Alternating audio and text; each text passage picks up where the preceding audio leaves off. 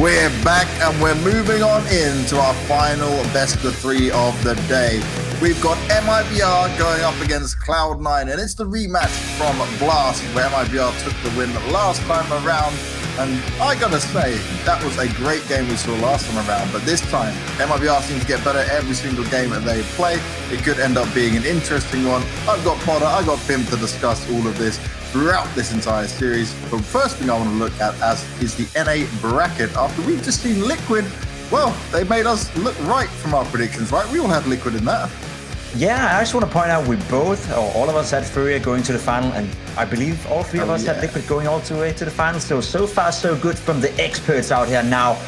MIBR taking on Cloud9. That's going to be a good one, right? Because MIBR, they were looking good in the Blast Spring series. That being said, though, a lot of their games were close. They played two games, 15-15. Both of the playoff games they won was 2-1. So it's not like MIBR is back to a level where you just, believe that they're going to cruise over Cloud9. But if they're playing as well as they did last week, I would call them the favorites coming into this matchup.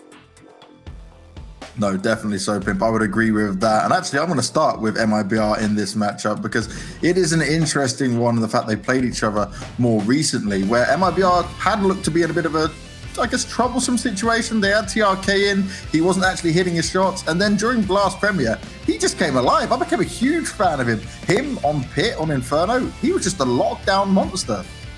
He really was, and I think you have a good point, James, is that every time we've seen MIBR since TRK has been slotted into this lineup, they've gotten better and better. And that was the biggest question with TRK. He's such a stark difference from all the fifths that MIBR have traditionally picked up. He's not a youngster. He's not a new up-and-comer. He was an established player in his old team, and he's an older, more mature player. And man, did he show up. It's exactly what you said. I mean, he didn't just show up in a way where MIBR as a squad was winning just collectively. He showed up in a match that was near impossible. EG was in full control. So certainly a really nice time for him to actually show what his worth is.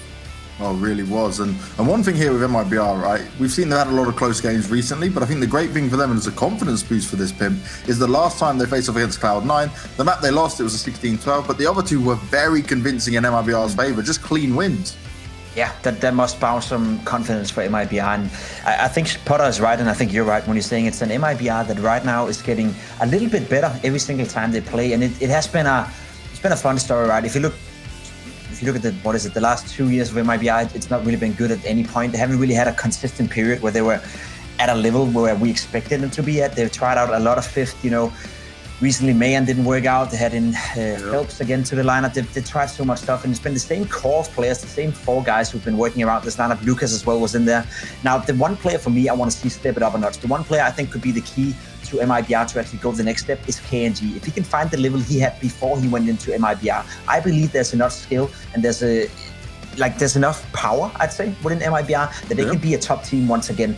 TRK, he's looking good, but again, it's a player that we don't really expect him to go in and be the superstar of this team. If he can just come in and fill out his role to a somewhat decent level and then let the first of the lineup, let the KNGs of the lineup do the dirty work, then I think MIBR is a team we have to have in the conversation when we talk top 10 teams in the world.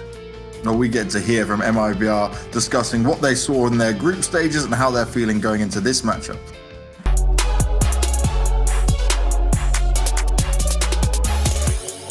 The game against Furia we were just in the beginning of everything with TRK. It was his first game. Furia was the better team that time, but we are ready to take revenge if we get a chance to face them again. Something that powered him up on maps like Train as well. Oh my God, Taco, his aim has been delicious. He is doing so much good with just this MP9. The game against Chaos was not very easy, but it was not very difficult as well. I think Chaos is a team that we like to play against. They are a strong team and they got a really good player in Zepa. Chaos could have won one of the maps. They're not out of it. No, sir. Trailing by 3. Oh, thank goodness. Holy. Yeah, just into spawn. Wow. And another 2. Sure, why not? It's always very difficult to play Liquid. They're a very strong team and it seems like they have our number. That game taught us a lot, actually. We kind of committed some mistakes, and that's something that we talked about already and we fixed, and next one we're gonna get them. All the grenades that start flying over. It's gonna be awkward, but Fur gets his gun up for 3! All headshots as they try rounding that corner. I mean, my God. Cloud9, they have a unique style. They play very aggressive and very fast, and we know that because we practice against each other a lot. We won against Cloud9 as well. The last BO3 we played against them. I'm just excited to play them again. Of course, it's gonna be difficult, but I think we're gonna get to it. You can already see it in videos like this. The MIB are even sounding different now. Yeah, and I guess that's a healthy sign. At least they sound like a team who's starting to believe in themselves again, and that has been the biggest problem. Because again, when you look at the players, Fallen, he is, when he's on fire, still one of the best AWP players out there. He just needs to believe in himself. Same goes on for Fer, maybe the most confidence-driven player there is out there. When he's feeling the game, he is one of the most annoying guys to play against. It's not like Art constantly being pushing, constantly being proactive, and you never know where he's in the map. So a team of MIBR with confidence, that's the team that I'll be scared of. Whereas MIBR without confidence, they're just shown to be a regular team.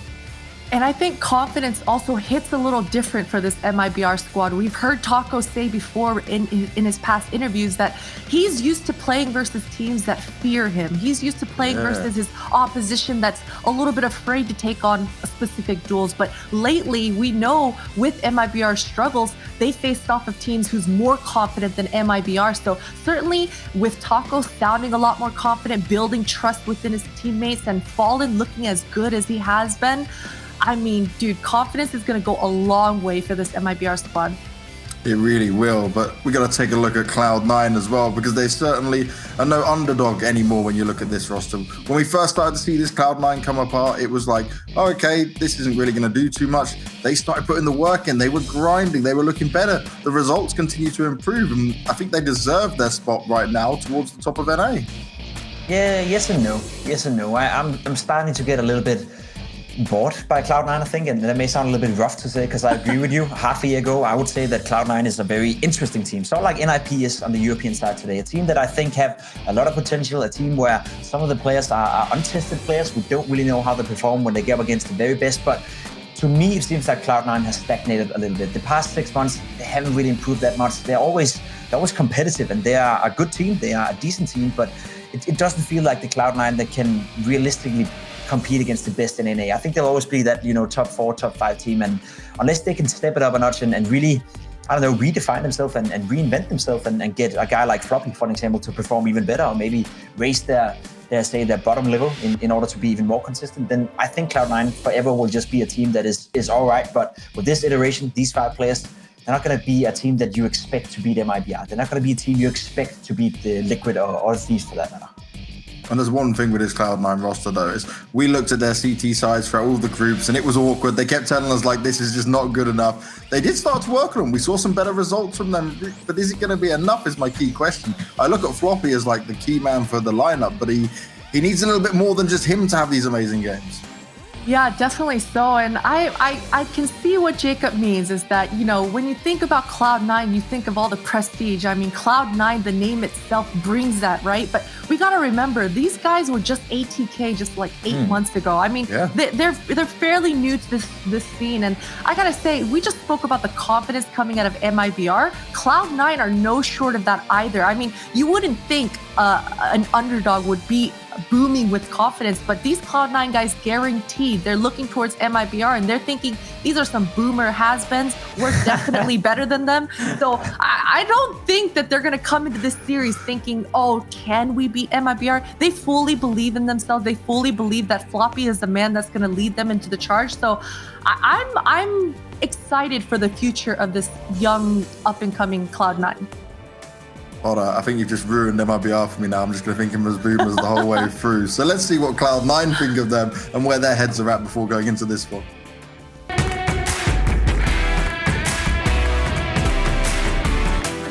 Hydra Thieves has been a really difficult team for us to play recently. We usually struggle against them. The map pools don't really clash good for us.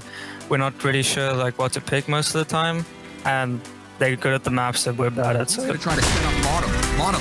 Maybe? Yeah, goes for the mid feed. Takes down 2. There's a third player, and he gets a ring off and announcing himself in the window still, and he finds nothing. EG are on a big slump right now, so playing them has been easier than before. I think also stylistically, it's a good matchup for us.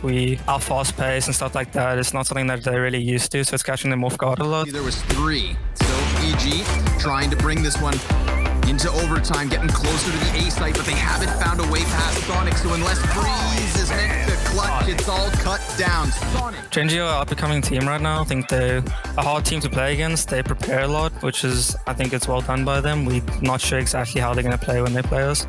Yeah, the Floppy ace in that train game was just insane. I think Floppy is one of the best players in the world, and he's really been proving it the last 3 weeks.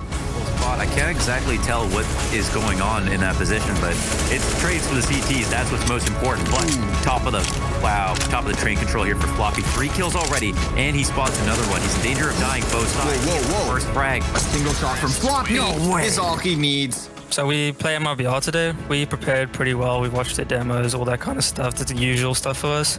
We've got a good game plan. We went over it this morning. And yeah, I think it's going to be a good game. Our styles clash pretty well. They're pretty defaulty and we're pretty explosive. So that's usually a good game for us. And yeah, we're pretty confident going into this game. Good luck to MIBR. I think it's going to be a good game. But yeah, I think we'll take this one.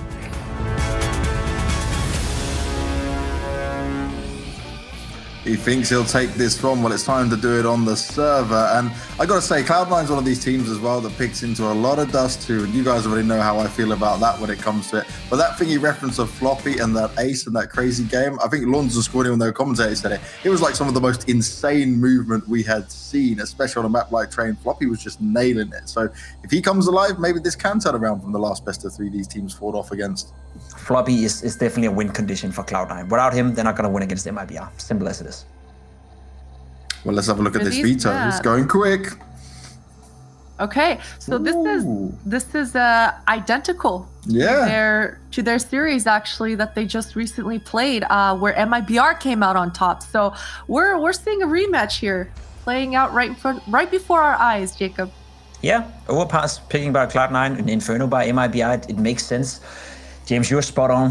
Last time MIBR, they shared a map each, 16-12. It went for Cloud9 and Overpass, then MIBR won 16-8 on Inferno, and then Dust 2 was the deciding map. I feel Cloud9 is a great Overpass team. I think I've seen them a lot play Overpass, and I think the T side is not always as good as it should be. They're very one-dimensional, so one thing to look out for the viewers there is going to be if Cloud9 doesn't succeed with going into towards the B bomb side, which they constantly try to abuse, their A hits are weak. They're super, super weak. So that's one thing, hopefully MIBR they read up on. Whereas for Inferno and MIBR, it's getting more and more a comfort pick for them. I think they're looking good on a map like Inferno, and I think Cloud9 will struggle on that one. So I see this going all 3 maps again, and I don't know. As Christine said, it's an exciting game because MIBR is not at a stage where you'd say that they are clear favorites, but they are small favorites coming into Cloud9.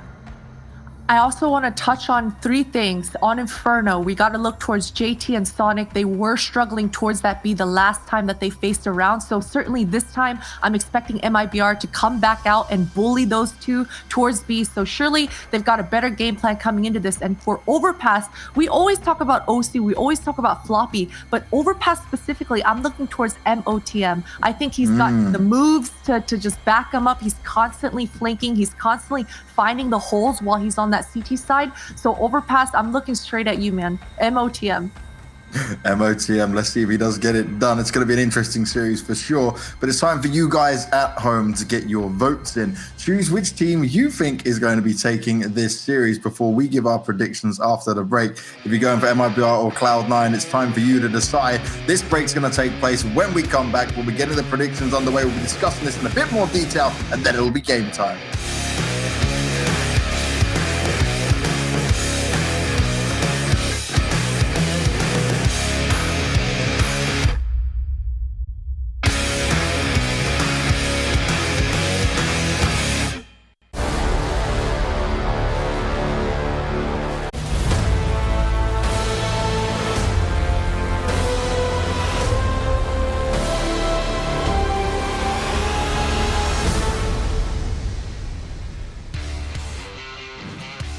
We're about to get into this series between Cloud9 and MIBR, but before we give our predictions, we want to see where your heads are at, Twitch chat. What have you got for us this time around? Where did they go with it all? We're about to find out, and I have a feeling it might be pretty one-sided this time around. We know when those Brazilian fans get in Twitch chat as well, they spam it in style. Come on, give us the magic, give us the numbers. Ooh, okay, this is actually a bit more than what I thought for there. Why are you shaking your head? Nah, you're right. There's a lot of MIBR fans out there. I'm just thinking to myself, if if I want to see the world burn today and just predict Cloud9 just for the fun of it, maybe that'll be fun. But I think realistically speaking, this is maybe where Twitch chat is most spot on. I think they are favorites, and I think they are favorites by quite a margin. I think the way they played last week gave us hope and gave us a feeling that MIBR is returning to maybe not the same shape they had before. They were good, but at least it's getting closer. I think Warren is playing well. I think Fur is starting to step it up. TRK, the U-Boy, had a great showing as well, so nothing tells me that Cloud9 will be able to beat MIBR, but the wonderful thing about North American Counter-Strike, it is so inconsistent at the moment, so I wouldn't even be surprised if Cloud9 The wonderful thing about it. That's just the way it is, every game is exciting, and you can't really predict the winner, so I guess that is exciting if you're a viewer, but MIBR, they got the better players, they got the more experience, and as I said before, I think Cloud9 have stagnated a little bit in their progress, so I'm all for MIBR this time around. Potter, what about you? I got to go with MIBR here as well, man. Fallen is looking good. Fur, he's looking better. And Taco, he's just there to clean up everything else. So I love this MIBR. Cloud9, I know they're going to take a map here, though. So I'm going 2-1 MIBR. Ooh, okay. Yeah, I can see a world where Cloud9 could grab a map for sure, but I'm going to be in the same boat as you guys. It's got to be MIBR all the way on this one because they look better every single time. I'm really liking what we've seen from TRK. We're getting Inferno in there again, and for a long time, Inferno hadn't looked good for MIBR. They started to show their stuff on it. But I wanted, while we got a bit more time, to say to you guys, what needs to happen, though, for Cloud9? What's the win condition here, if there is one, for Cloud9 to take it? And there's one big win condition, and we already spoke a little bit about it. Floppy. Floppy needs to have a great game. I think he's been by far the best player for Cloud9. He's currently sitting at a 1.16 rating the past 3 months, which is pretty high for a kid of this age and a kid of this stage, I'd say. Floppy, to me, is the greatest player on Cloud9. He needs to step it up. I want to see some more from JT as well. I think JT is a great in-game leader. I think he's been doing a good job controlling these guys. If he can turn up his fracking abilities just a little bit, that'd be great, because when you consider what MIBR got in terms of fracking and power, you got a guy like Fur, he's good for kills. KNG, great player. Fallen, the in-game leader, well, he is going to outfrag JT most likely. So if JT and Cloud9 want to win, well, he needs to match Fallen's individual output, which is going to be tough, but again, a win condition. Now, Potter, I want to also say, knowing that's this side of things Pimp saying there about Floppy, surely though that he's not, or is he maybe, a star potential where he can have such an impact that he's the one that's needed? Can he pull off one of those individual levels where there's no other player needed to back him up? Can he be that superstar? Oh, I'm not even considering Floppy. I already know he's going to show up. He's going to perform because he always does. I'm looking at Sonic. I think Sonic, he's the difference maker for this Cloud9 lineup. He's not the most consistent, let's be honest. But when he does show up, when he shows up in that server, that's usually when Cloud9 wins. So for me, OC, Floppy, I know they're going to perform. They always do. Sonic, he's the big question mark. And I'm glad you just mentioned OC, right? Because we do forget him a little bit. He's sitting at a 1.11 rating the past 3 months. That is very, very reasonable. He's a great AWP player, and he's flashy. He's sort of like Fallen in that sense. He likes to go for the close-up duels. He likes to go for the duels that doesn't make sense as an AWP player. And that's why I think that matchup between the two AWP players in this game will be super, super fun to watch out as well. Because both of them are not scared of going for the duels 24/7. And that's what it's all about, right? We said it, MIBR, they thrive in a situation where the players are scared of them, but that hasn't been the case recently. And that's something that needs to be very looked at. And one thing actually I've been really impressed with, when I interviewed Taco recently, he was telling me how much he hadn't been happy with his individual performance, but actually he's been doing really well. He's been putting the time in, he's been coming to the office earlier, coming to play a lot earlier, just putting in a lot more work on individual side of things. And I think we're starting to see that a lot more. Hopefully. Oh, we definitely are. And we're even seeing the confidence coming. Earlier I showed a replay of Naf on Team Liquid doing a Mirage B boost aggressive play. I first saw that play coming out of Taco on MIBR just a few months ago, and I thought, man, this is wild. Who the heck just W's into upper B tunnels on Mirage and just gives away a free duel like that? But that's Taco, man. And when he's feeling confident, he wants that map control, and he's going to get it himself. Well, it's time for us to stop talking for the moment. I'm going to let you guys go and enjoy the game. Thank you, Potter and Pimp. And let me bring in Scrawny and Launders to see what they're thinking ahead of this game. Guys, we've seen this somewhere before, right? And, well, last time it did go MIBR's way. Do we see any hope for Cloud9, or were you with us? Yeah, we both watched the match last week. I think I like MIBR here, and TRK coming into it. Big question mark. That question mark's closed. We know he's going to play well. That was his all-time best series on MIBR. I like, and Cloud9, they only have overpass, and their T sides are quite weak. All right, sorry, Scrawny, I can't hear from you, mate, but I love you. I'm gonna leave you. See you later. See you, man. All right, so it's just the two of us. You know what? I hope everybody who's tuned into the MIBR Cloud9 game today is having a great day. I'm having a great day, Launders, because this is our 25th consecutive day of casting Counter-Strike, and that means I've rolled out of bed looking forward to commentary for all those 25 days. What a blessing it is to have this chance. MIBR Cloud9, the rematch of rematches, exact same maps. I think that the anomaly here is you just touched on it ever so slightly. Last time this series unfolded, it was TRK's best performance ever. And is there a world where somebody else in this server gives us that type of record-breaking type play? Because if it is, then maybe Cloud9 does have a chance. Maybe one of those players like a Sonic is going to come flying out of the gate and just rip them apart. You know, revenge does things to a man. Yeah, speaking from experience there. A little bit. Yeah, okay. Well, I've got some great stats for this series that we can pepper in.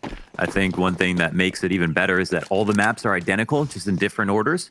So we'll get to see and talk about a lot of the stuff from last series they played and compare it with now. And there's some good stuff brought up on the desk that I want to bring up as well. But of course, the pistol round has to take our full attention. Well, Cloud9, they've got the aggressive setup here. Oh, man, OC. Clean one tap, down mid, Kanji's out.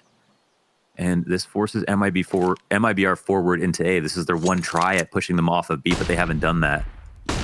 We see that flashbang come over. Floppy not going to be affected by it. They dodge him and decide to try and play into the site. Here's Modem with the first one. Down he goes to Fur. Now, there's still Floppy inside of the pit. He's gone unchecked. Think about that. They jump past him. And then as his two teammates die, Floppy finds the moment to strike. Cloud9 with impact. Cloud9 with the opening pistol. Now, we really want to set the stage for Inferno. And the last time they played, it was 16-12 in favor of MIBR. MIBR won both of the second map. Outside of Overpass, won the other two maps. And on Inferno, one of the biggest issues for Cloud9 is the fact that they're getting more CT rounds than T rounds. Actually, across all maps, they're struggling on the CT side.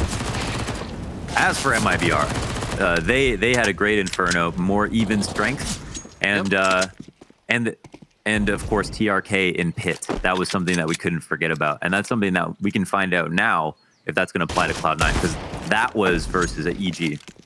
Absolutely.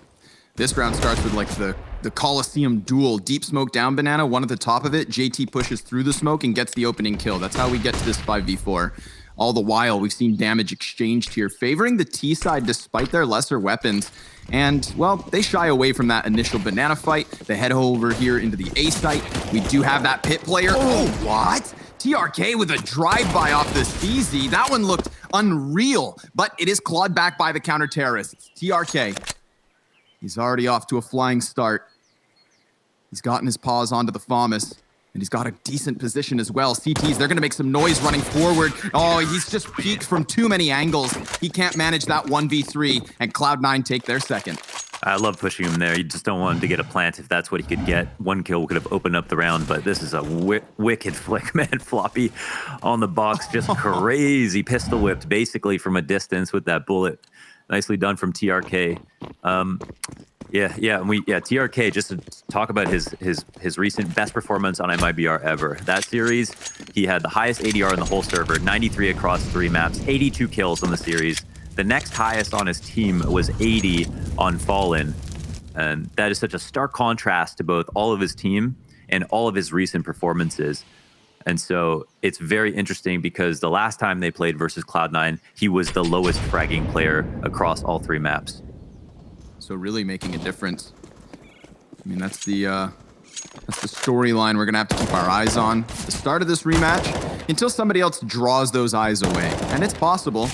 JT right now just drawing lines across the bottom of Banana. Those bullet holes hitting the back wall and his intended targets. He's got 2 frags and fades away with 44 health. Terrorists unable to get anything with just their lesser pistols. But Fallen, ooh, from downtown, almost. Another Dink versus Modem. There was chances there, but no casualties. So Cloud9, tons of cash, tons of survivors, and of course the 3-0 start. It'll be interesting to see how the series evolves compared to last time, because they both probably knew the veto was going to be identical. Everyone could see it from the outside. There wasn't a lot of room for another map, potential for a train, but we didn't get it yet. We let that overpass in. So now on to the first rifle round, really. MIBR will attempt this. There's Molotovs on both sides of them. They're pushing fast up into B. Somehow are able to dodge basically all of the utility that came their way, even though they were being squeezed. Yeah, up until that one.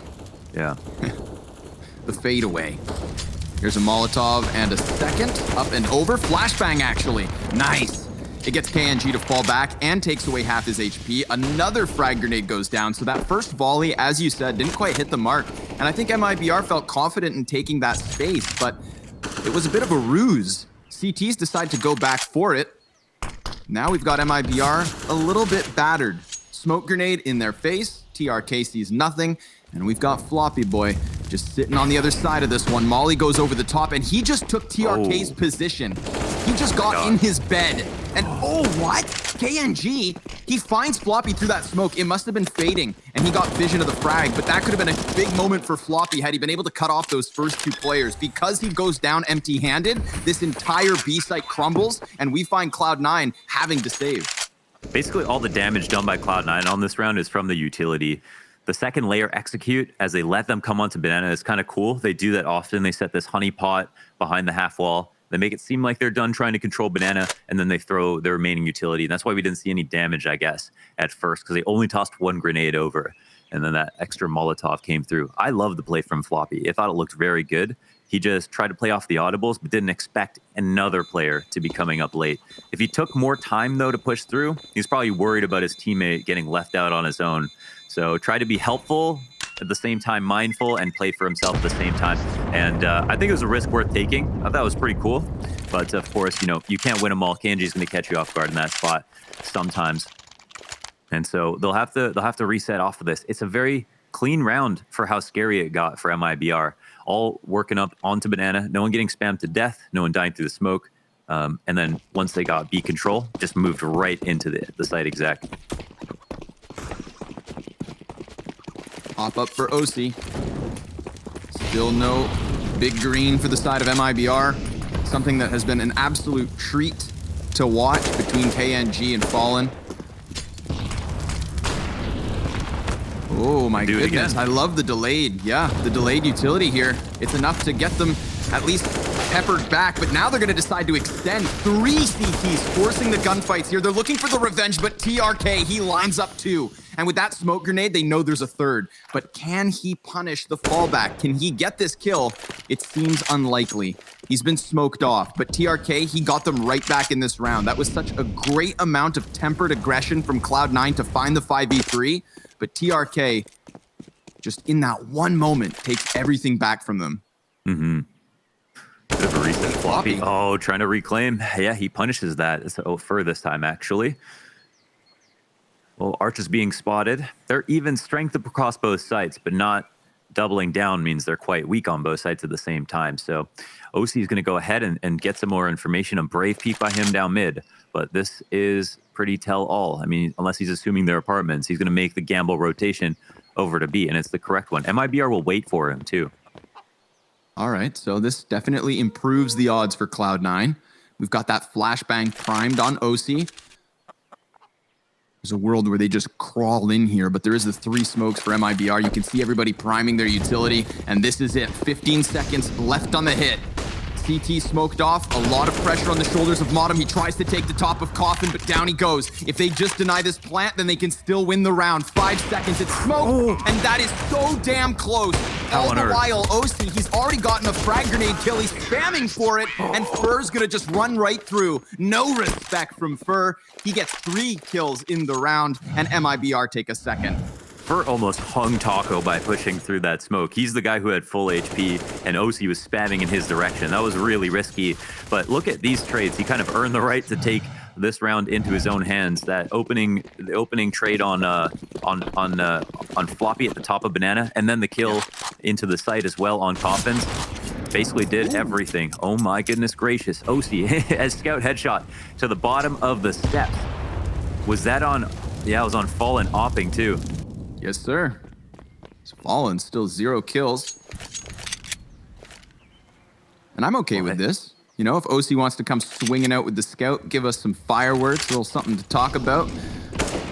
But I think MIBR, they've sussed out the situation over towards B. Good smoke spam here from TRK. That's his 6th kill thus far. But there are 3 more defenders here inside of the smokes, inside of the bomb site, all around, just tucked in the corners. Ooh, P250 from Modem. That's 2 kills. And JT, well, he just tucks back into the orange. KNG incredibly low, but still a great chance. Oh, he's gonna get them both.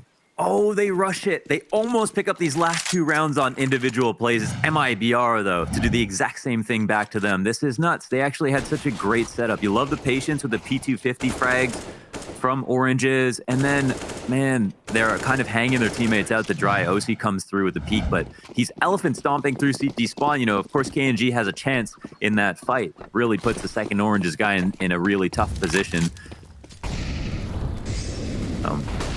OC, he's pissed. He's looking for the frags early. He finds him too. He's quick as hell right now. OC, this guy has had over 20 kills in Cloud9's last 7 maps. One of the most consistent players right now for Cloud9.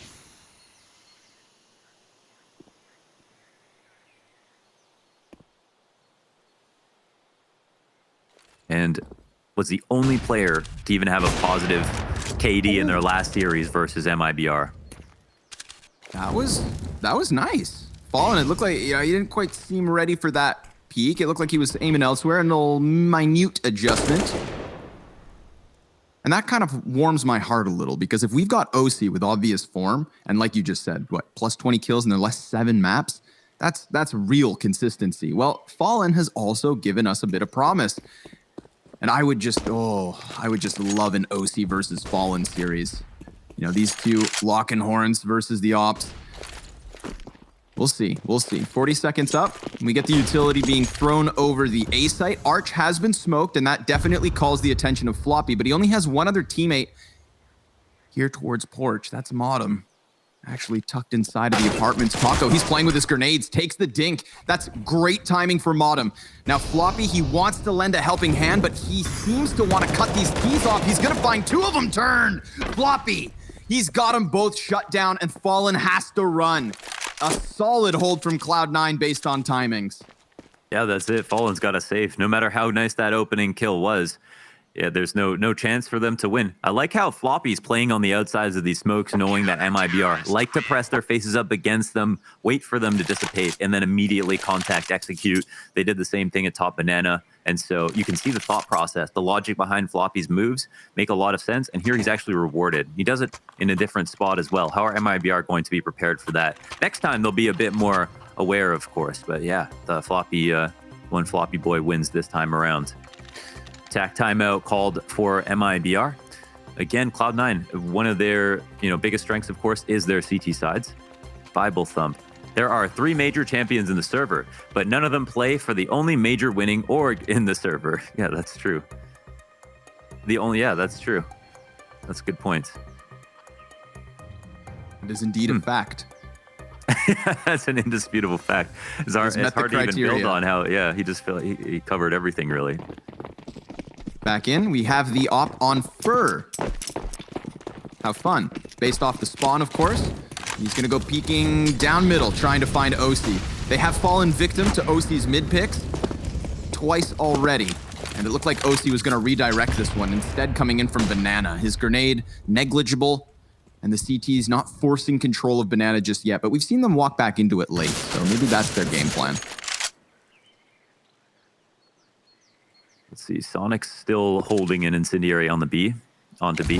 I like that MIBR are not scared of their grenades and are not even scared of the second tier execute, but this time it's not coming, it looks like. They're gonna hold, play passive. Oh, here it is. Never mind, okay. Yeah, a little re-aggression over top of the logs, that op nearly. This is why I thought they wouldn't do it though, because they're quite low on utility now. Fair. Also the possibility that MIBR start expecting it. It's been a regular piece to the B hold in the majority of these rounds. Now, it's at the top of mid that we have MIBR clumping together. What's the hold look like? Well, OC over here on Arch, missing a shot versus Taco, who was just crouched and posted up, ready to go. He's going to charge down lane. We do still have 2 CTs, one of which is Modem, calling the attention up. Floppy here from Pit, and Fur, the last man on the lane. He has seen his entire team slain other than KNG, who's going to come off the top of Graveyard. Floppy predicting this peak. No, he looks away at the worst possible moment, except for MIBR. It's great timing. 10 seconds left over. They're going to plant that bomb. And well, the retake, it's already nearby, but it's already without utility. JT and Sonic trying to come in from library and lane. And we've got Sonic starting to this charge first and foremost. KNG with eyes on it. He bests him with the Galil, but down goes his teammate. So KNG versus JT. And JT's got that health advantage. He doesn't have a kit currently on him. And KNG just toying with the peek, not committing, just shoulder peeking, shooting a couple of shots. JT's back on bomb. It's halfway stuck, and the headshot connects.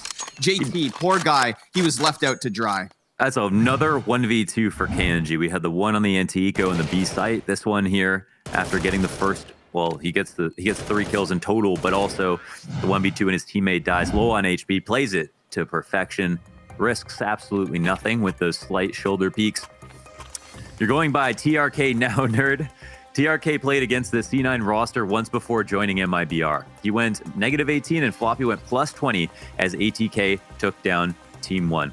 Well, it was a different day for TRK, and after his last performance versus EG, you think we're going to get a new face by him. And the cool part about TRK, he's a two-way player, man. He's had impact already here on the T side. We know how good he is on Pit on the CT side. Floppy, he's constant. You know, when Elliot brought up that last stat, the first thing I thought was, you know what? I actually could see Floppy slotting into that major winning roster in terms of how good he is for the team, how good he is basically across all maps, how he plays a lot of hard spots and small sites. Nade rush. They're going to hit him with nades from both directions. We got 4 CTs all stacking up in mid. Oh, it's a bloodbath. Hey, close your eyes, folks. Cloud9, they just sprint into the meat grinder. But hey, at least it's over quick. Yeah, wasn't pretty, but it was quick. So the attack now is called by Cloud9 and they'll talk about things. I think they've got stuff that's working. I think this is one of the things that's really interesting is how successful in general MIBR have been on Banana.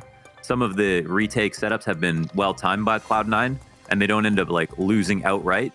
Except for that one time with the Floppy push. But the overall damage isn't very high for how many players are actually coming into their traps. MIBR submitting kind of 4 people usually to get up Banana, and a lot of them dodging tons of the utility. I'm a big supporter of the aggressive OC op peaks. You know, we've got him taking Fallen's head off down middle, peeking ult in a delayed fashion, and seeing as there is no counter op right now, this could be the time. But where is he? Well, deep on the A site. Looks like he's gonna post that sniper inside apartments. Whoa, that's a big nade. This time they land it right on Fallen's head. There's a thing, you know, like one well-placed grenade could sometimes mean more than some of these incendiaries that go down. Oh, but the trap, it's followed up.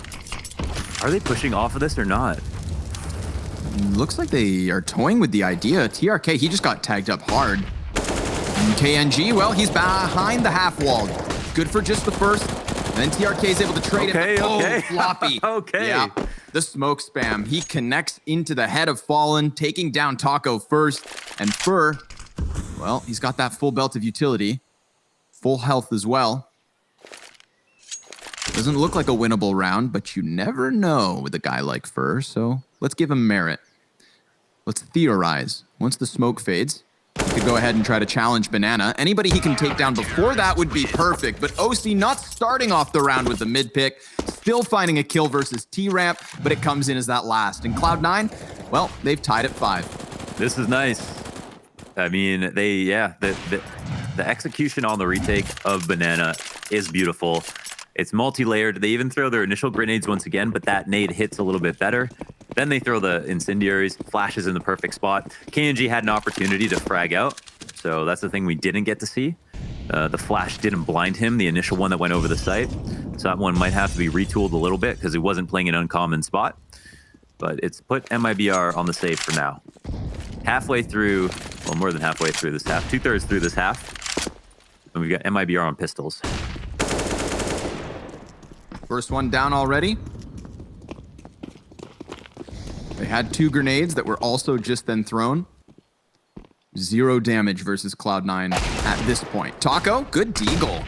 He's going to catch Modem just sitting on the other side of the smoke. Oh, imagine if he got that AK and was able to exit for free. But down to 27, he'll go. JT swinging wide off of CT. And Sonic connects to headshot versus Fallen. So a single AK-47 nabbed by Taco. And he's going to try to hide it somewhere. Or maybe take down some more of Cloud9 members. But they did start with the 3-0 Cloud9 to give up the 3-3 tie. Yet again, tied on 5. And now they'll have a lead. Yeah, problem is, of course, Cloud9's T side was abysmal last time. They only got a single round to the 8 of MIBR. Abysmal. Abysmal. Yeah, one single T round. And it's a consistent feature throughout all 3 maps that they play. They always get less T rounds. It's just the worst on Inferno specifically. So a 10-5 half could mean that they might have improved some stuff on T side, but you wouldn't expect such a dramatic improvement that they could pull this off without, a minimum of 8, if not 9. So they could be at least where they normally stand. And so MIBR already at 5 is a scary prospect because they're much better on both sides. But to be fair, I would say MIBR's Inferno has improved drastically throughout on both sides. And it's cool to see Cloud9 keeping up because their T sides have definitely gotten much better. That's good. It's not too bleak of a picture you've painted then. There's hope, but I would love for them. Yeah, I'd love for them to just shut this down now. Get the rounds out of the way. Let MIBR find that 5. Give us a nice stellar half. We'll see if the boys in blue can keep this lead rolling. Right now, it's looking like an aggressive stance up banana from MIBR. Yeah, he just sees red. He's trying to charge into this one, and he eats a grenade and a half. Down to 53 HP, 65 for TRK. So he's going to go ahead and take the back spot on this play instead. And KNG was meant to walk forward, but KNG gets cut down as Sonic spams through smoke. Another frag grenade, because that third player's been able to rotate over. They've heard nothing at the A site because there's nothing there. MIBR, they're entirely collected here at the top of Banana. And right now, Cloud9 can just sit and wait.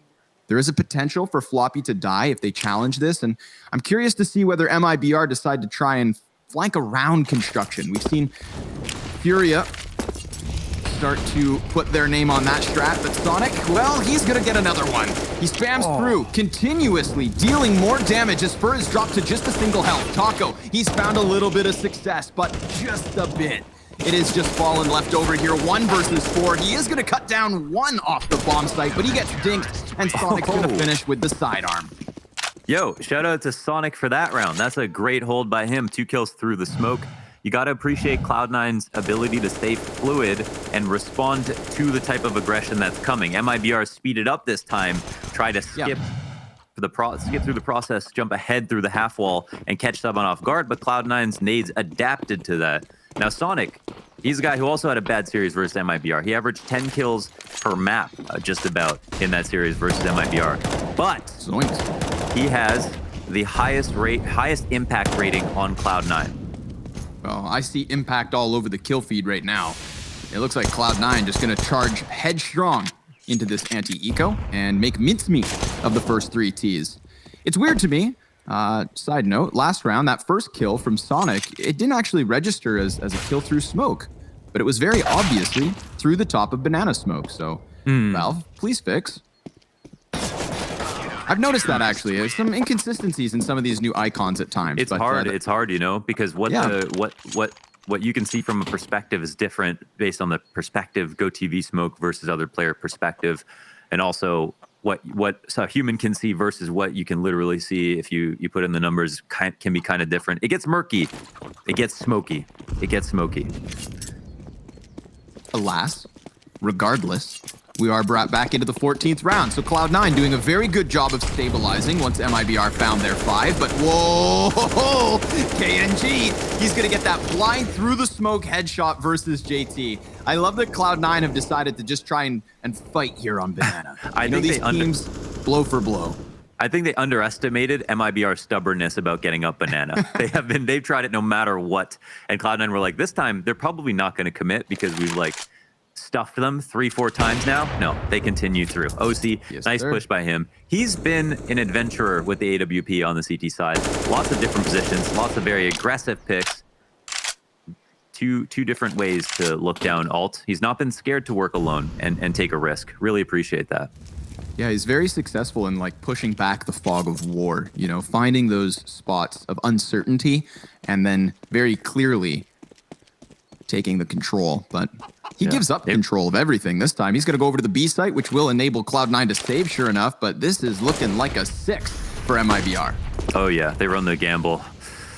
Yeah, that's a bit uncomfortable here for Cloud9. OC would have definitely stayed, and it's the patience from MIBR.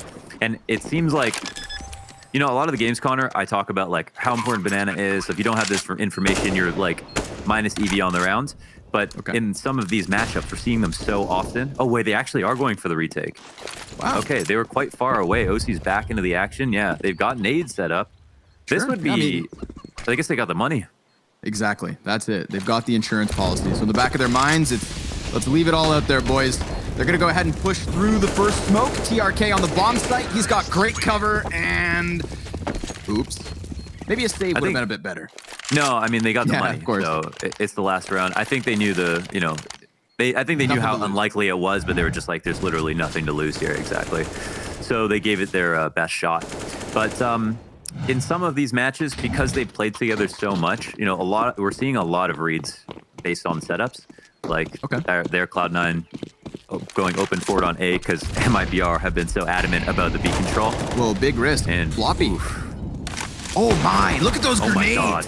Dude, MIBR, they just get chewed up by the shrapnel. JT, he's gonna keep that pressure. There is still a CT at the bottom of mid as well, but Fallen gets around the wall, and Taco, he's gonna pop right up into the Opper on mid. He gets OC down to 23, but another CT tucked in logs, almost denying Floppy that frag. He does just a bit more damage. Fallen, he doesn't have the bomb, and 3 players for Cloud9. They're just gonna stuff themselves here in the Banana, and Floppy's gonna take it. That's a 9th round for Cloud9 on their defense. MIBR, they push past 5 with at least the 6th. Join us after the break to see who takes map 1.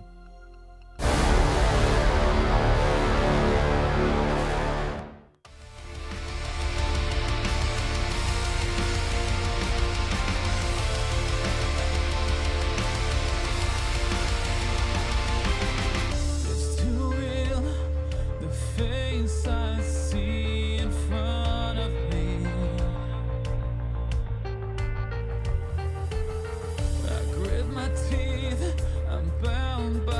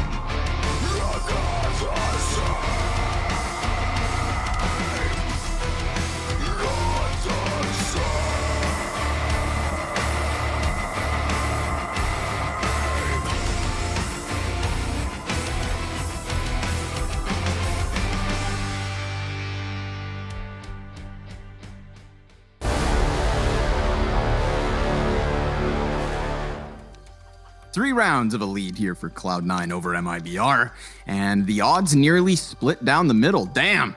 We've got the Brazilians switching over to the defense. They clawed a few rounds onto the board early, but it seemed like Cloud9 stabilized. Will they take momentum early on the T side? Well, we're about to find out. I think the odds are about right. This is pretty much what we expected out of the first half.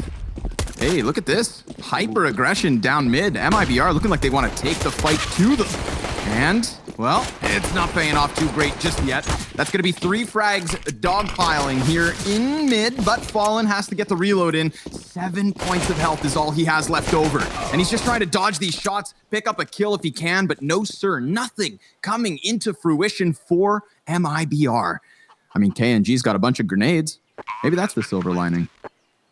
Yeah, except maybe they're weighing him down. I don't know if he wants to even try to lug him into the site. Might think about next round. Now he can use them. The creative sandbox, that is, the eco. And man, hey, nothing takes the edge off of a bad T side like winning a pistol. You know, one of the easiest rounds that'll come by in the second half. So this is where things definitely get interesting. Hey. Oh, he's an expensive man. KNG loses the entire utility belt trying to save. He knew it wasn't safe going back to the B site. That wasn't his home anymore. He had to sit there and wait. You know, I was curious after just that, and it turns out grenades aren't actually that heavy. Your standard M67 frag grenade weighs only 400 grams. Really? Yeah. 400 grams. Wow, I always just assumed it was like way heavier than it looks. 14 ounces, but I don't know what that means. Yeah, I guess the number in my head was like 2 kilos, but that seems ridiculous now that I say it out loud. I thought it was like, you know, throwing shot puts or something. Yeah, exactly. The more Not you know. that I can do that either, but let's see what Modem can do. He's got that Mac 10 on the front line of the T side, and they are all grouped up here on B. There's that single scout for Fallen almost in position, but already we've got that CT smoke down, and Fur not in the back of the bomb site. Could have served some issues, but instead he will be an issue for the T's. Oh no, the bomb's been dropped for Cloud9. This is going to make 4v3. things a little awkward, but luckily for the T's, they're able to cut off that first banana flank. I say first because we do still have TRK coming upwards, and at the moment, Floppy had turned his attention away, but he does double back. It's a game of cat and mouse, and Floppy, well, he's going to chew him up, spit him out. That scout still in play, but unable to, until now, find much impact. Softening Modem, this could keep the CTs close enough to go ahead and try. A smoke grenade goes deep, and that nullifies at least Floppy from the situation. Fur, he's trying to sneak through the smoke. He's spotted by Modem, and another shot connects here from Fallen, but he doesn't get the kills. 10 health for Floppy and Modem is enough to keep them moving, and it's 11 for Cloud9. He channeled the Searson on that one. That was close. There was a lot of good close opportunities. Whoa, Floppy's 22-8. Did you talk about that? Did we know haven't, that? but you can. Holy smokes, Floppy's 22-8. I mean, we know him to be a constant. It's not like on average, he's the best player on the team, and we see in the impact in some of his clutch rounds how smart he is. But that's obviously an extraordinary start. 22 kills in 19 rounds. Well, 18. We're into the 19th. No, we're not. 18. 17. We're into 18th. Stack up every single CT on Banana behind the half wall. OC, you hungry, buddy? Looking. It's more than a mouthful. Famished. Yeah, he's marved. He's ready. Let's see. 5 CTs, 1, 2, and not the third. KNG's USP will at least clap back 1 frag, and now he's got an AK. So I would be a little cautious. Sonic, he's going to take a pistol headshot, so Fallen follows suit onto that one, and they're watching the flank. Floppy, ooh, nice. Little readjustment there, Fallen. His back gets blown open as Cloud9 take their 12th, and that means they've doubled up the score of MIBR. You know, those 5 rounds at the start of the first half look great for the Brazilians, but now, right now, they need more, and they're coming in with the bye. Oh, yeah. I mean, again, like Cloud9's past statistics tower above them on this T side. I'm sure they're still scared. It's great that they won that pistol, and MIBR have a chance to show us, you know, if they're still in good form at the moment. CT sides out. Initial nades go back and forth. Volleys from both sides. No control just yet. Taco looked like he wanted to take a small peek, but instead he'll take a retreat. Well, MIBR do win banana. No one's there to wait. No one's at logs. Close right on the smoke. Nothing. It's a reset of the situation, but looks like C9 have eyes set on the A site for now. Yeah, it's what they want. Question is, will they get it? We've already got that fourth defender rotated over because of just the sheer lack of presence on banana for Cloud9. So we still have Fur floating on that side of the map. Fallen trying ambitiously to connect some shots through smoke, and he does a little bit of chip damage, but Mata, make sure you bring the bomb, bud. Seems like they're going to redirect. And Fur, with just his smoke in hand, is spotting all of this. He gets flashed and falls back.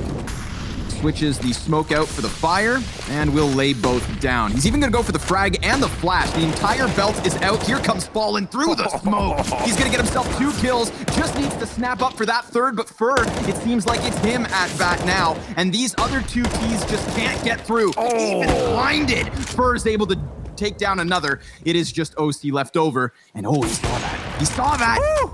He jiggle peeks the corner, gets KNG bested. He's gonna decide to close this distance, but Taco is right there to peek. How is OC not spotted? No free plant. He goes for the plant. Oh, and what's almost a collateral. Imagine a world where he picks up that clutch, but it's not the case. It's MIBR with a 7th. I wonder if there was a pixel overlap for him to get the collateral in. It looked like it was definitely close. Nice attempt from OC. I don't even know. He doesn't even bait out the shot at first, but just whipping around like silly putty to hit that flick. And MIBR pick it up. That's all about Fur, dude. If he doesn't get that trade blind, flick back, because the flash was perfect on him, you know, probably Cloud9 get that through, get the bomb down at least. Pretty tense situation, but a crucial round. I mean, if I'm Cloud9, I'm already a little bit scared. 2 MAC-10s here. 3 MP9s. No money. Yeah. True. 3 MP9s. It wasn't a cheap round for MIBR. 50% of the server on the cheapest SMGs. Oh, well, that's not entirely true. $50 the difference. Point is, TRK. Oh. He's going to drop down into the pit, tries to get the second, and will deal the substantial damage, but it looks like those MAC-10s pay off. Look at the flash assists coming in from Cloud9. You know, there are critics out there of North America's flashbangs, but Cloud9, they're a great example of utility usage. And excellent round. TRK let one go off the balcony, and then their graveyard player got killed. But yeah, I guess because of that last round being so close, it makes it a lot easier to win this one. I definitely would rather be the Ts with 3 MAC-10s than the CTs with 3 MP9s or 2 MP9s or whatever. So they avoid KNG on top of that as well. So this is a nice one to pull them back into it. Really sustain this lead. 13 up, and they'll have all the guns they want. And it's MIBR, in fact, who have to save. Well, they've lost so many rounds in this half. Yeah, wow. Yeah, they're looking very broke. 4 for 5. Cloud9 on the T side. And I mean, don't forget as well, that 19th round, they pick up the win. It was the op saved, if I'm not mistaken, but just the one op, right? We only had that solo survivor. So, I mean, that's exactly why we had the 50% SMG buy last round.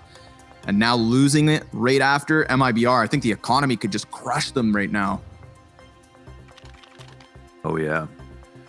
JT's having a great map, almost 90 ADR for him.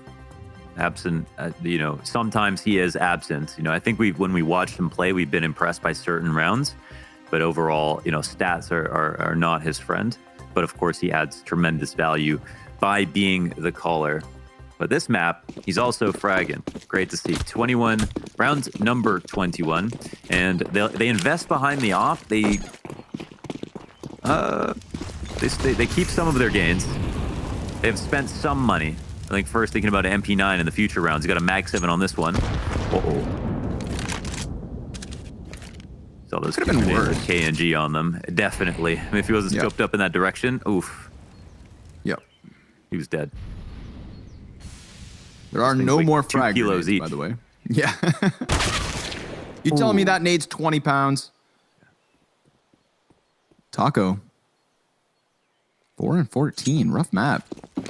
Falls back. He is the solo A defender. Doesn't want to die.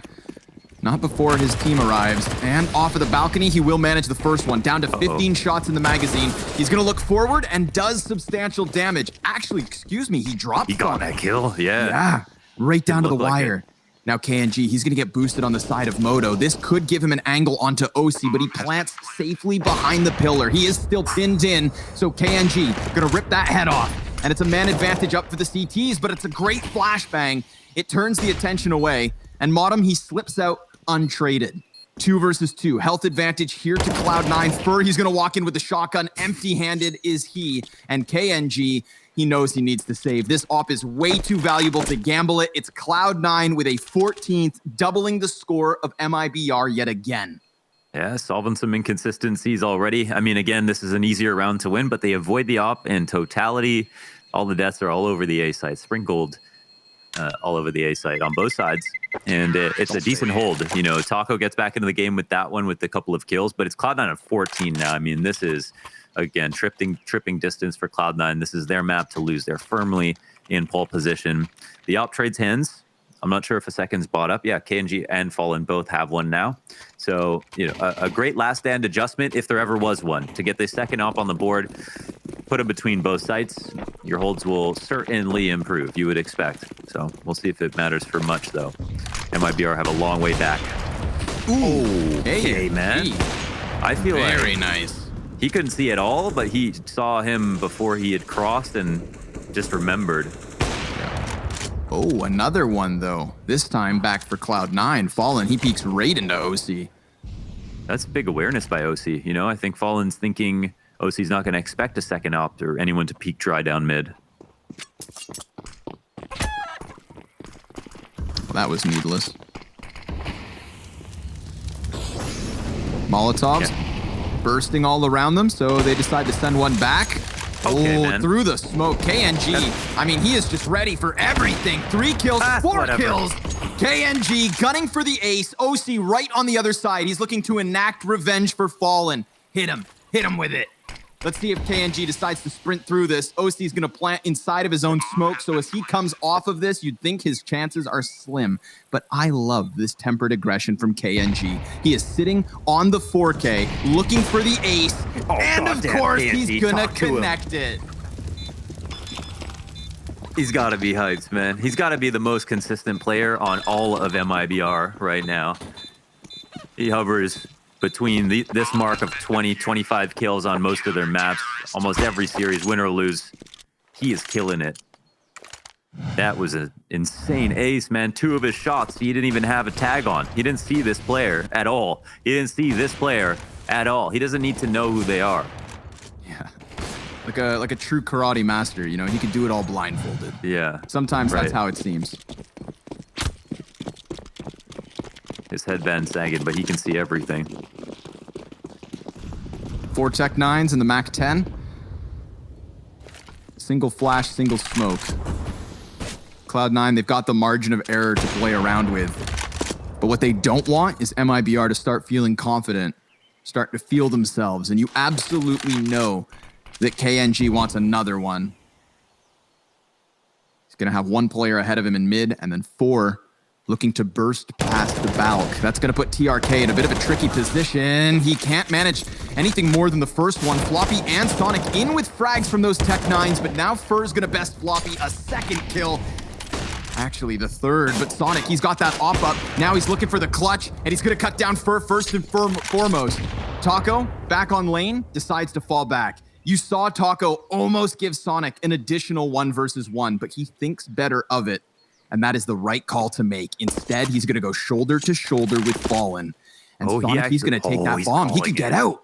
That's so smart. He knew. Oh my God, he's going to be. Awesome. He's going to be. One-way ticket.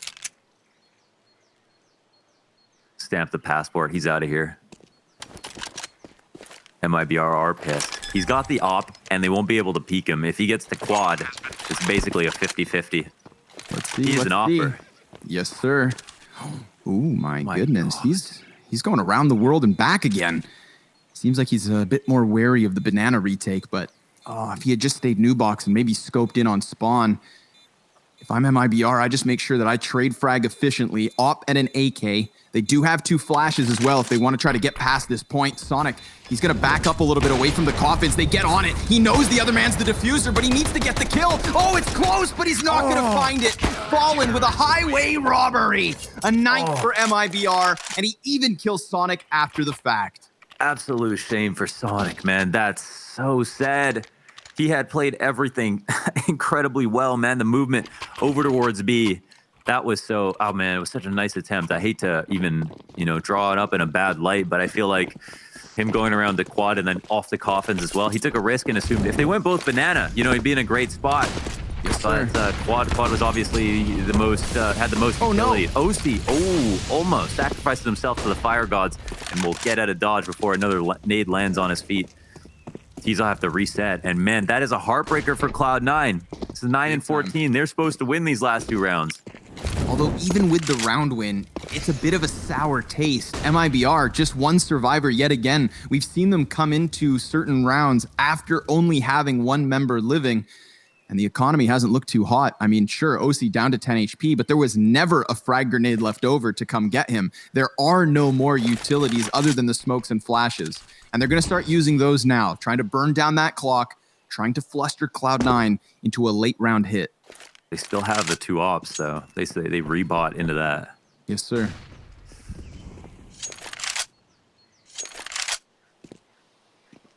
Uh-oh. Looks like JT wants to size up Banana, but Fallen, he is ready for him. All alone, he hits the flick. Warning shot. Goodness. Yeah, you better back up. You better walk away. B site is mine. It worked, though. Rotations pulled 1 Speedway, 1 committed B, and 1's, they're far out. 25 seconds, KNG, he just needs to hold off Arch. The players inside of Pit, well, they can just sit. If the T's even decide to commit to this, now there's 15 seconds. They still haven't moved their feet forward. TRK, he's going barrel to barrel inside of the smoke. Awkward situation that Floppy comes on top of. Taco, he's gonna drop everybody. 2 kills for him, and Modem never has a chance to get into the mix. Cut down by KNG. It's the Brazilians on 10.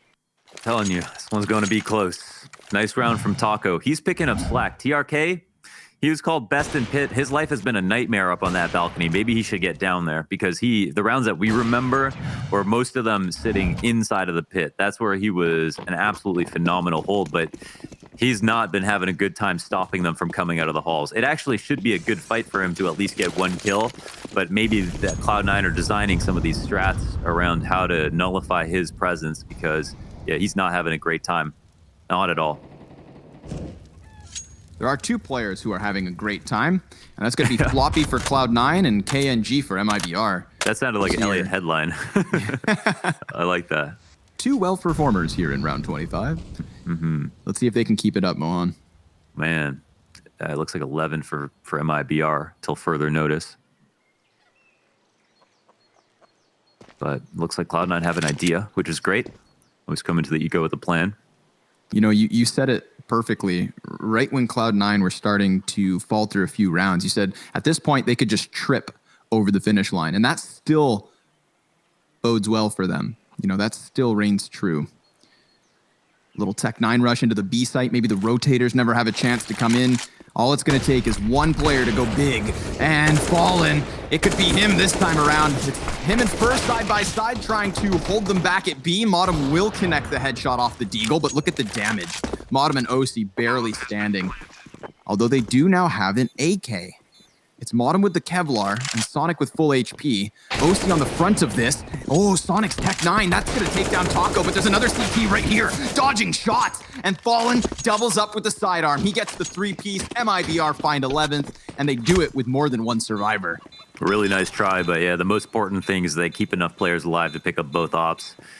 And their economy gets back up. As far as MIBR is concerned, they can't drop a single round. Coming close only means so much. Cloud9, in a rough situation. They get the bomb plant off. They get the 3 kills. But it's the round that escapes them once again. And obviously the big fear in this situation, teams aside. Oh, hold on. In 5-0, 5 out of 15 aces at DreamHack Masters NA have been on Inferno. Maybe that's why we love the map so much. Just something about it encourages the most amount of huge individual rounds. I say that about a lot of maps, but maybe it just it comes down to these plays on Inferno. I can remember the aces already. But yeah, the more rounds you win that are close, I think that affects your mindset, you know? If you're Cloud9, the one that got away. Maybe their biggest demon at this point is themselves, because they are coming close to actually closing out these situations. Fallen's posted early with the op. Again, 1 of 2, saving a lot of the hardware from the previous round. We get the flashes, the mollies, the smokes going down on Banana, but neither team actually playing for control of it. So they will both kind of be in the dark. Cloud9 working from the shadows. We've got 2 players through apartments. Yo, check out this setup from the CTs. There's nobody holding back on Pit. It's Taco here on the half wall. This is a bit of a compromised position, but the T's do tend to jump in on this. Oh, Modem! That's a big double entry, but Fallen, he's still alive! Oh, he tracks OC! That's unreal. How? He's never supposed to get away with that second. Look at the map real quick. Look at the X's dog piling up on top of mid. It's like a one-sided game of tic-tac-toe. But Modem, he has done everything for Cloud9 this round. It's his 3-piece that gets them into this Pope's plant for KNG. 2v3 on the retake. He underhands a smoke over from Arch in order to maybe create a bit of space. Molly he still has. Fur, he's just going to sprint into the bomb site. Modem's going to get his 4th, and now KNG is on the retreat. A 4-piece from Modem. He is specifically the player that Christine Potter wanted to see perform in this series. She said he could be the X factor, and here in this round, he absolutely is. We've got Cloud9 with 4 map points. Yeah, he's got the 3rd highest impact on the team, I think, relative to his other stats. Like, he does quite well in terms of impact. And this time, Cloud9's, their A attack works. It's a brand new look. It honestly makes this A setup seem really foolish. I'm not exactly sure what their coverage was on the balcony or if anybody was watching. There was one player on the roof watching their back to see if someone jumps out, or Taco, who's boosted up, was somehow maybe playing anti-flash at the same time. It was like some kind of strange Virtus Pro lane setup without the 3rd person there, and it felt like Halls was a big liability, even though Cloud9 have been attacking Halls most of these T rounds.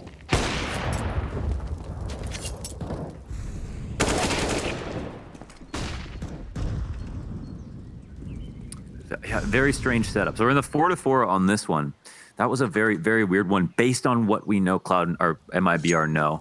Now, Cloud9, I mean, they're going right back to what just worked. They've come close on a few of these rounds. Last round they saw just straight up success. Fallen, it was fantastic to hold for 2, but that was miraculous for them to get those kills. Maybe we'll get another round like that. Oh, he's trying to find cover, but they're just stampeding into him. A 2 versus 3 situation for MIBR, or else Cloud9 close map 1. Does Fur want to make a play before KNG gets here? Probably not. But he does decide to play around the smoke. Molotov perfectly calling him out. Fur is crucial because he has still both of the grenades, the smoke and the flash. He can go ahead and cut off the line of sight from 2 of these 3 Ts, but they don't use utility. And OC, he's going to get dropped by the Deagle of Fur, who now has 8 health. He's going to use that smoke. He's going to try to push this one, but Sonic pushes him back. Stiff arm in the face from Cloud9. 16 rounds to 11 on Inferno. That is an enormous win, and it throws the entire series into question. This was the map they had to win. And now with Overpass on the horizon, there's a world where Cloud9 could take this quickly, super quickly. Yeah, absolutely. I mean, we saw great things from Fallen specifically last time they matched up on Overpass, but you are right. It was Cloud9's map in the end. So I can only hope that the ops come alive on Overpass. Our analysts will join you guys after the break to break down Inferno, and the 2 of us will see you on map 2.